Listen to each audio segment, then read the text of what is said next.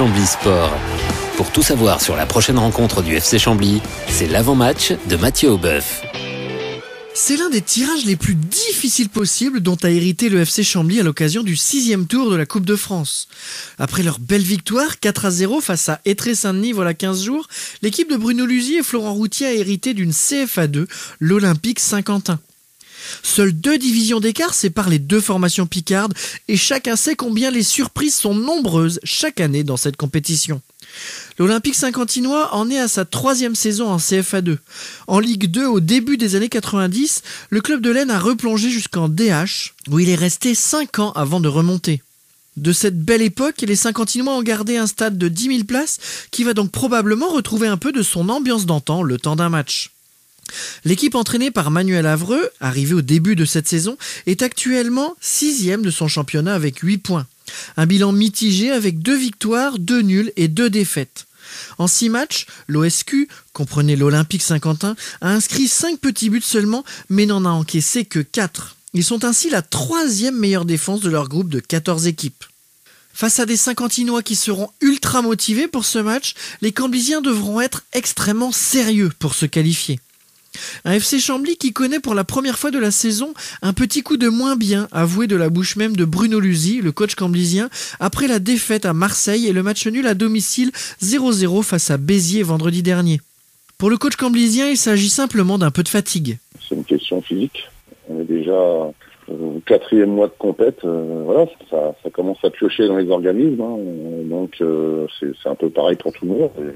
Et voilà, actuellement, avec un peu de blessés, un peu de suspension, automatiquement, on est un peu moins bien, mais pour autant, on arrive quand même à obtenir des résultats corrects. Donc, on va dire pour un coup de moins bien, ça va. Ce sont des moments que vous aviez remarqués également à ces périodes-là, les années précédentes ?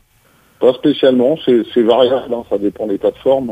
La saison passée, on avait plutôt moins bien démarré et on n'était pas trop mal en octobre-novembre, donc...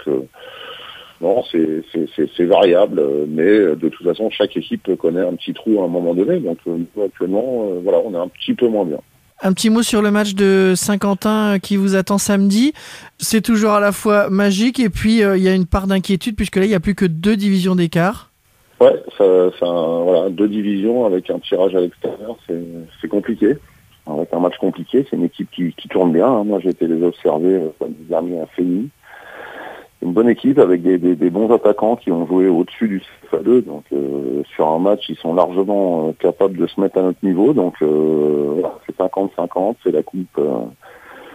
On a battu Reims qui avait 2 divisions d'écart la saison passée chez nous. Ils sont chez eux. Voilà, on fera tout pour se qualifier, mais ça va être un match vraiment serré et engagé. Ce match face à Saint-Quentin sera donc l'occasion de rester dans un rythme de compétition et pourquoi pas de relancer la machine avant une fin octobre qui s'annonce difficile pour le FC Chambly. L'équipe se déplace en effet 2 fois à Dunkerque le 29 octobre puis à Concarneau le 5 novembre. Pour ce match de Coupe de France, Chambly va récupérer Anthony Soubervie, son défenseur, spécialiste des coups de pied arrêtés, mais jouera sans Benjamin Santelli, blessé aux adducteurs, sans Lassana Doucouré, fatigué ces derniers temps, et 3 suspendus, Freddy Rocher, Samir Ben-Méziane et John Poplard. Michael de Arroyo est toujours quant à lui également blessé, ce qui laissera la place à Gaharo Doucouré, Jordan Cuvier, Fernando Miranda et Clément Couturier, qui seront donc très probablement dans le groupe. Les Cambysiens ont toutes les cartes en main pour se qualifier pour le 7e tour qui verra l'entrée en lice des équipes de Ligue 2. Passionnés de football et du FC Chambly, je vous propose de vivre ce match en direct puisque je serai sur place avec mon acolyte Christophe.